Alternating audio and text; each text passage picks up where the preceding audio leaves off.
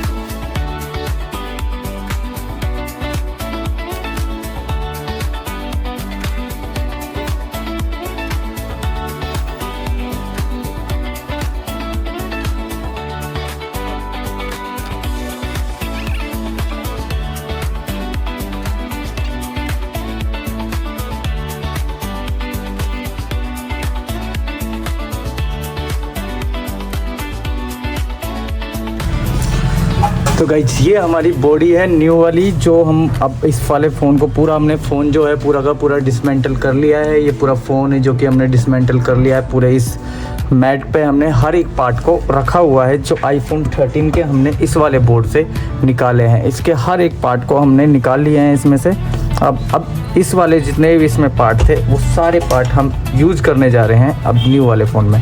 तो ये जो फ़ोन है इसके अंदर हम यूज करेंगे इस सभी पार्टों को और इस फ़ोन को दोबारा असेंबल करके एक न्यू फ़ोन बनाने वाले हैं।